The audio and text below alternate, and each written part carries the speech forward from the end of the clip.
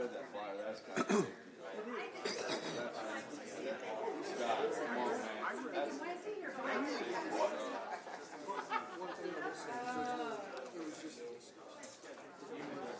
Brought Jameson in case you need him. Gotcha.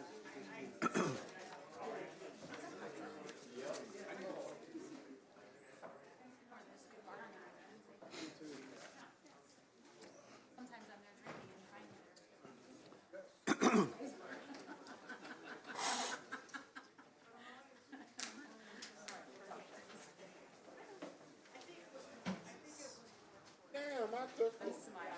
You're gonna be short? I seen it. Some people come up here and they like to hear themselves talk. Yeah, I knew you wouldn't. Besides, I stopped a burglary in your truck last night.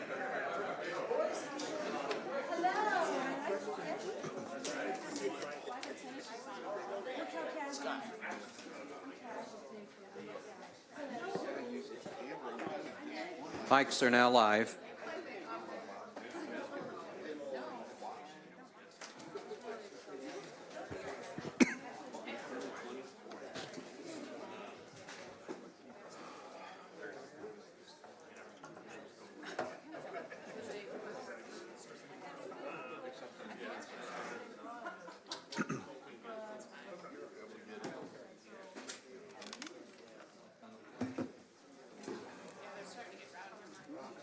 Yeah, I noticed that.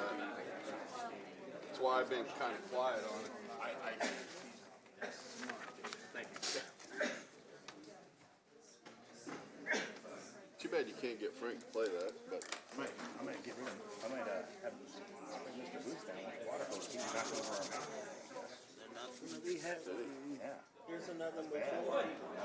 break that. Brand new. Now it's come to the appointed time of the February 1st budget summary. Would you please rise with me for the Pledge of Allegiance? I pledge allegiance to the flag of the United States of America and to the republic for which it stands, one nation, under God, indivisible, with liberty and justice for all.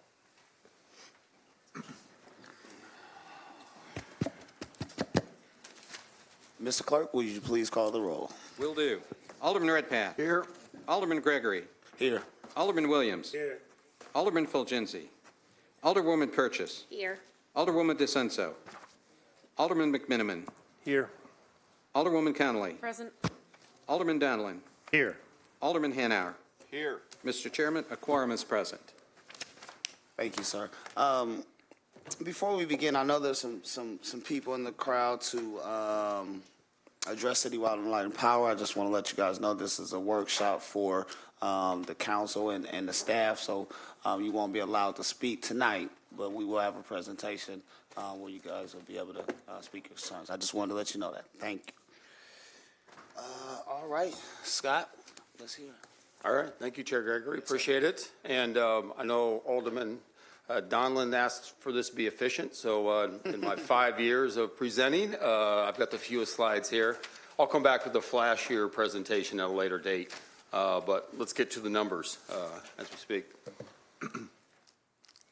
Our department structure, we're made up of our tourism division, sales division, our services division, and our marketing division. We have over 185 years of tourism experience, so rest assured you're in good hands at the Bureau. thank you for coming. Yeah, exactly, right. Not that short? Workforce, you can see we have one vacancy, an account exec. That's a position that I've been holding out for the Shield Sports Park when it opens up. We have actually 15, that graph needs updated, but we have 15, female 71%, minorities 14%. Tourism as an economic engine, just wanted to give you a snapshot of the visitor economy. $500 million a year in visitor expenditures, according to the Illinois Office of Tourism. $11 million in local tax revenues, 3,500 people employed. Truly a powerhouse for the city and county. I want to give you an idea what happened in 2022. We had a great year. As you can see here, these are citywide hotel revenue numbers. 2022, we had $72 million in hotel revenue. Of course, we know what happened in 20 and 21, but take a look at 17, 18, and 19. We actually outperformed those years in hotel revenue, pre-pandemic years in 2022. So hats off to the Visit Springfield team. Real proud of the efforts they've done. A lot of that was moved over from 20 and 21, those conventions, those large conventions. We had several national conventions in town. American Truck Historical was here for the first time ever. So, yeah, we had a great year on the tourism front. Our 2024 initiatives, we're going to kick it off in April 27th through the 29th. In Kansas City at the NFL Draft. We'll have Carvetize there. We'll be running 24 weeks this year of Carvetize. It's a Uber and Lyft drivers that have Visit Springfield wrapped on their vehicles. They'll be driving around Kansas City for 24 weeks out of this year, but we're kicking it off at the NFL Draft. We're taking Abraham Lincoln. Do you guys remember our 2019 New York Square Times? We took Abe there. He got on Good Morning America. Yep. We had some advertising running above Good Morning America. That's what we're thinking here as well. Just haven't been able to do it through the pandemic years, but Kansas City for us is a really solid market. There's one stoplight between here and Kansas City, 315 miles. It's a perfect drive market for us, very, very lucrative. So we are spending some time and some money in Kansas City this year, and what better way than to kick it off at the NFL Draft? We are, again, Abe Lincoln will be there. We're hoping that he causes a stir, and who knows, maybe be on one of the NFL Draft boards, and who knows, one of the TV shows or something. So, good idea. Looking forward to that. So that's one of our first initiatives that we come out of here. We're rolling out an updated Explorer Passport in 2024. We'll call it Living Legends and Landmarks now. So we're adding a number of locations, Route 66 locations, still identifying our living legends so that when visitors come to town, they stop by these locations, they can still meet their living legends, get their autograph, get a photo with them. We'll continue that as well. Build out the podcast studio at the Visitor Center. I know we had this on last year, but we, thanks to the City Council, just approved this 10-year extension. We will finalize that with the Illinois Department of Natural Resources at the Visitor Center, Lincoln Herndon Law Offices, and then we'll come back to you with an ordinance to start the build out of this podcast studio. This is where we'll be inviting podcasters and radio stations from across the world to broadcast from the historic Lincoln Herndon Law Offices and tell the world where they're at. We've already had podcasters lining up. They're very, very excited about this build out. We should have this done before holiday walks this year. Focus on appointment trade shows and sports tourism. That's been a focus, but we'll continue. Our sales department is going to over 25 trade shows in 2023, and sports tourism always on our mind, especially as we head into this year. Explore the Tourism Improvement District legislation that passed both chambers in the lame duck session. It's on its way to the governor's desk to be signed. That is a path for us to do a convention center expansion, and I look forward to talking more about that. But we'll spend some time this year, and that's one of our initiatives moving through 2023. And market Route 66 projects identified in the Springfield Route 66 Master Interpretive Plan Addendum. This is the plan here. You guys received an electronic copy. We will be making this available to the public very, very soon. This is just a few weeks new, finalized, but we've already used this plan. Just on Monday, we sent through a DCEO grant, over $600,000 for projects inside of this Route 66 Master Interpretive Plan. Awarded those projects that'll move us closer to that 100th anniversary in 2026 and all the celebrations we'll be doing there. We need to have our assets in good shape. We need to have more attractions, more locations. This plan will do that for us. And so again, just in time, and this is certainly for us on the Route 66 front, very, very important. So we'll be using this throughout 2023, FY24. With that, we'll jump into some budget numbers. And you'll see personnel services about the same, just a little bit lower even. Contractual services, this you'll see a big discrepancy in this line here. This is really ARPA. This is the ARPA funds that we had allocated last year that we have some rolling over to this year, but not quite enough to make up that difference. But again, it's lower, not higher. Commodities, equipment, electronic data processing, you can see that's all about flat. Awards and grants, down a little bit, but remember, we had ARPA dollar money in there for awards and grants last year that we would not have this year. All in all, take a look at this. You'll see that it's really a flat budget minus the ARPA dollars. It really comparison to what we had in FY22, and really even before that, going back to our FY20. With that, I'll take any questions. Alderman Redpath. We had a problem back a while back, and I don't know if that was resolved, about the state rate for the hotels, that it was significantly lower than everywhere else in the state. And was there an adjustment made to that? Yes, there was. You're referring back to 2018, 2019, where we had a very low, we had a $70 state lodging rate in Sangamon County, and that was increased to $85. The problem with that is that it was increased right before the pandemic. Right. So we really never realized that increase for 20 and 21. We saw that come back last year, and that's one of the reasons why we were up in hotel revenue. Okay. Is because our average daily rate increased to in the mid-90s, a record average daily rate for the city of Springfield. So, yeah, absolutely. You can see that per diem rate kicking in. That will float all the rates up as it already has, and we do not expect our rates to come down. Even though I know items are costing more, we're seeing that maintained, so we think the average daily rate. Yeah, but it was costing the hotels a little bit of money because they were losing a lot of money out of that. Yeah, they really were. They had to really take their inventory and strip it down and not have as many state hotel rate rooms. Now they can open that up. And really our goal is to tie that to the federal rate. That's what we really need to do. Whenever the federal rate goes up, the state rate should go up. And so that's really our goal moving down the road, is to tie those two together. Thank you. Alderman Hannah, I want to go to Alderwoman Purchase because she used her button. Alderwoman Purchase. Thank you. Yeah, you got to press the I don't button. have my stuff up. Thank you. First off, thank you. You're doing a good job, and I love that we're always legendary. And then I noticed that you're decreasing a staff member.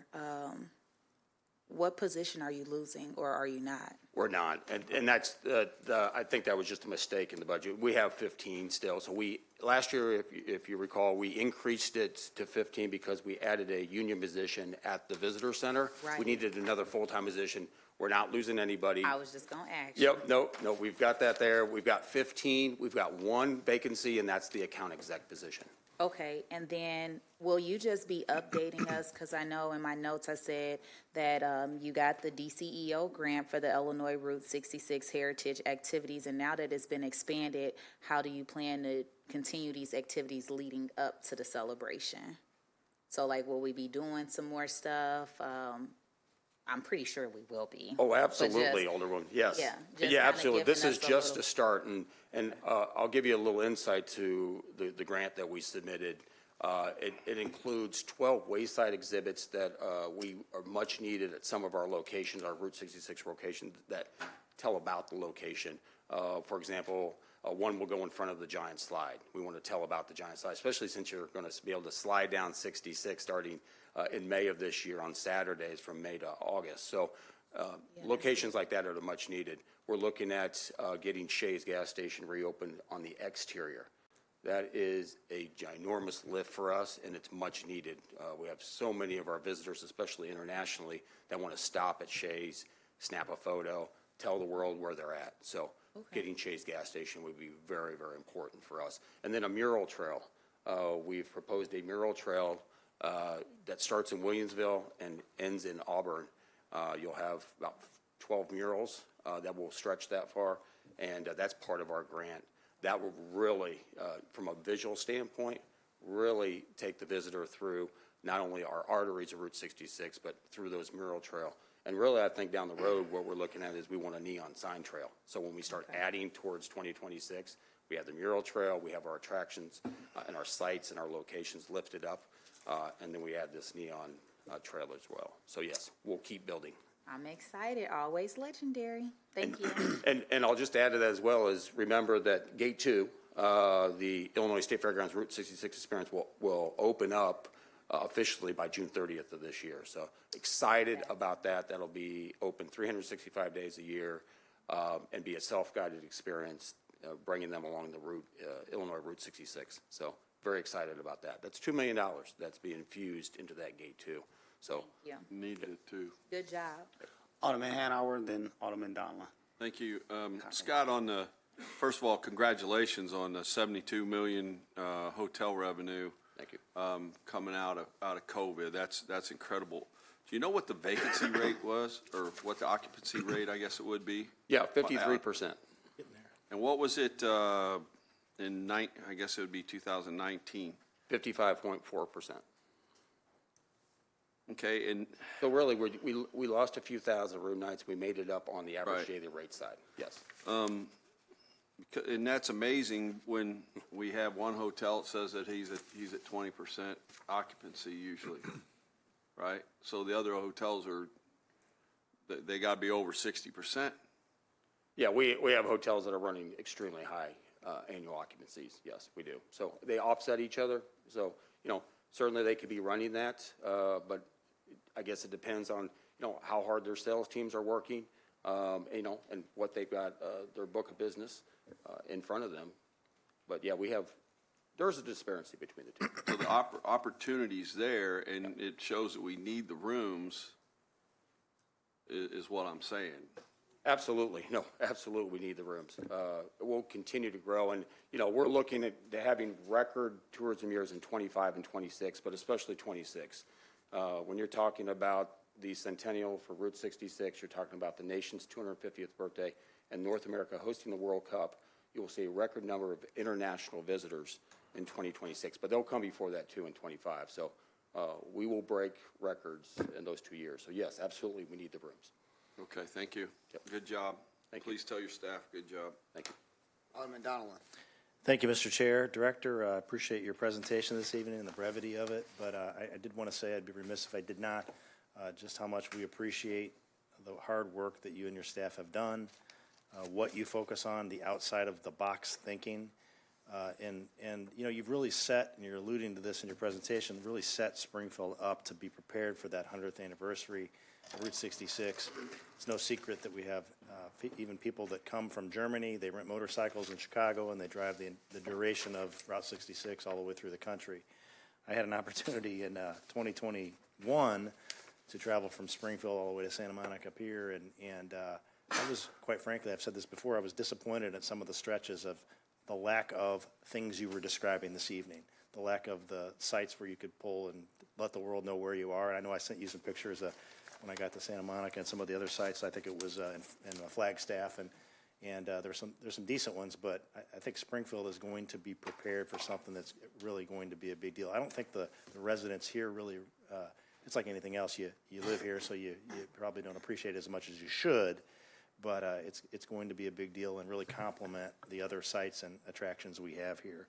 I do have one question, budget related, and I don't mean to belabor, but as you know, we had before us recently the garbage cans. When do you expect that to come back to us?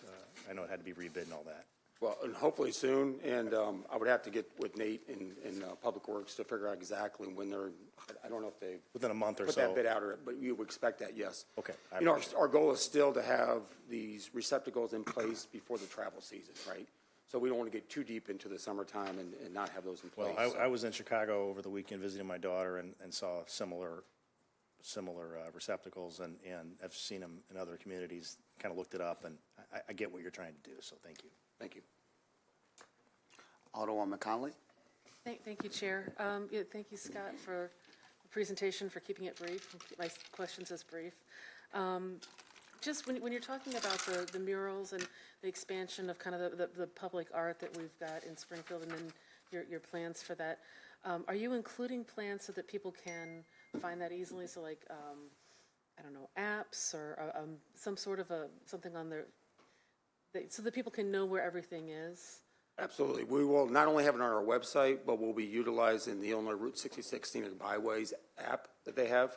So we'll be tying into those. We'll be throwing down pins on their app so that people can identify those. And absolutely, we'll have printed material because people still like, collateral. They really do. So, we'll identify those when we get the mural trail in place, if we're awarded the grant, of course. Sure. And, yeah, absolutely. We'll have different ways that people can follow that through. And are you doing that currently with the murals that we have? And we've got some great locations already, some public art in Springfield. Well, I'll tell you what we've done is we did a mural inventory to figure out what we have while we were going through this process. So, yes, now that we have that inventory, regardless of what happens with the grant, we can certainly put that out so that people can identify and stop by our current murals as well. That'd be great, because I don't know if everyone knows to look down all of our alleys, but especially downtown, there's some really neat stuff going on. Right, yeah, and we have a mural blog on our website that we have a lot of visitors go to, and so we list all the murals on the blog as well. So the key is, though, as you pointed out, to have it at different locations. And then just, do you have, I apologize, you already called me out, I didn't see the Illinois Times thing, but on the blog, do you have information about the artists too? We do, yes. Okay, Yep. great. Yep, they're on there. So, and that's again on our website, visit springfieldillinois.com. Visit springfieldillinois.com. There's a blog session. You can go there and take a look at that section. Wonderful. Thank you very much, Scott. Alderman Redpath. Sorry to go back again, but I needed to mention this to you. I'm a member of the Black Tigers Honor Guard for the Vietnam Memorial. This is going to be our 35th anniversary of that memorial this year. It's going to be a big celebration. I wanted to put you in touch with our crew there so we can get some help with advertising and getting the market out there for that. If Absolutely. When is that? It's in May. It's around Memorial Day. Yeah. Okay, great. So I'll get a hold of you on that. Thanks. Thank you. Any other questions? Alderman McMenamin. Thank you, Mr. Chair. Thank you, Director Dahl, for your enthusiasm and your initiatives over these, how many years now have you been director? Almost 5, 4.5. Almost 5. I don't know where it's in the budget, but you're doing a good job with downtown beautification, and those efforts are continuing, just like was mentioned a few minutes ago. And last week you mentioned that you're going to do a graffiti inventory as well. It's good to have the mural inventories, but we got to know where the graffiti is and take care of it and get rid of it before our is it hundreds of thousands of visitors to downtown every year? So Yeah, over 1 million, actually. Yeah. thanks So- for taking the initiative to beautify our downtown before that happens. I think you're going to start that next week. Is that right? We are. We will do that inventory, for the walls and utility boxes that are tagged, and then that'll be part of our red carpet rollout. We'll be working with Public Works with And that. then Public Works will take care of the painting and. Yeah, and they have. You know what? They've been super. I mean, every time we point something out, like the utility box in front of the visitor center, they're right on it and they get it cleaned up, and so. We expect the same, but that would be part of that red carpet rollout, getting ready for our visitors in the early spring, working alongside Public Works. Thanks a lot. Thank you. Director Dahl, thank you. You do a good job, man, and we've had some good conversations, some spirited conversations, and I appreciate you, and I want you to always know that. So, and I'm really excited about the Route 66 100th anniversary, and can you talk to us a little bit on your working with like Route History and Springfield Project on some of those things? And the reason why I asked that, it's Black History Month, February 1st, but as I did my studies, I seen that there was quite a bit of places on the east side of town where that served as boarding homes and places where black individuals could stay along Route 66 when they couldn't stay other places. And have we thought about how we drive tourism to see some of those things? And I know some of them are some private residences at this point, but, I didn't know we had, somebody like that lived at 1510 East Jackson, at one point in time in a house that served that. So can you talk about how we're going to blend this in for everyone? Yeah, what's exciting is, so the DCO grant that we were awarded last year, the $1.1 million, part of that was for the Route History Metaverse, and they are currently working on that right now. Gina Latham, Stacy Grundy are working through that right now. That will also be completed by June 30th, and that'll tell the story along from a virtual reality standpoint as well, and give you that aspect of the black traveler on Route 66, primarily using the Green Book. There will also be a time capsule at Gate 2 that will have a call out to the Green Book and some information about the Green Book and some storytelling there as well. But exactly right. And when I talk about bringing these attractions up, and really they're sites more than attractions, that's part of it. We're telling that Green Book story and hitting those, the Black Firehouse for one. I think that's one that we need to highlight and we need to lift up as well. So Absolutely. So I know, will we be putting out certain Route 66? Will we be putting out certain Route 66 markers or anything? Have we thought about adding some of those, east of the tracks, just to, as we're working on tourism over there? yeah, absolutely. And the wayfinding will be part of the 3.0 or 4.0 that we expect DCO to have through the grant process. We're hoping they do anyway. We really needed to develop these locations first, figure out exactly where we were going to promote, and then have the wayfinding come in behind it. So, excuse me, absolutely. Well, thank you. I appreciate you. Good job. All right, that's all I got. Any other questions? Question? All right, you good to go? Okay. Thank you. Thank you, Director.